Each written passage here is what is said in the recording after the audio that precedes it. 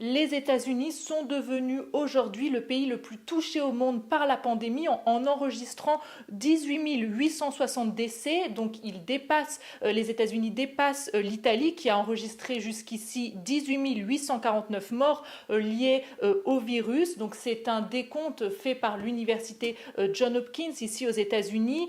Hier, les États-Unis étaient déjà devenus le premier pays au monde à dépasser les 2000 morts en une seule journée. Et comme vous l'avez dit, eh bien, on le sait, l'épicentre de l'épidémie se trouve à New York. D'ailleurs, on a appris aujourd'hui par le maire de la ville, Bill de Blasio, que les écoles publiques allaient rester fermées jusqu'à la fin de l'année scolaire. Et on le sait, à New York, la situation est catastrophique. Les hôpitaux sont débordés. D'ailleurs, des hôpitaux de campagne ont été installés à Central Park, là où les New-Yorkais viennent d'habitude se balader, pique-niquer.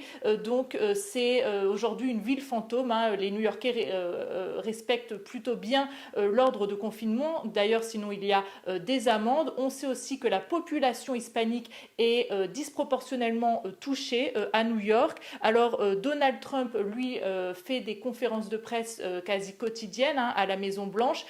Il a été très critiqué pour sa gestion de la crise. Au départ, il a minimisé la dangerosité du virus, le comparant à, je cite, une simple grippe.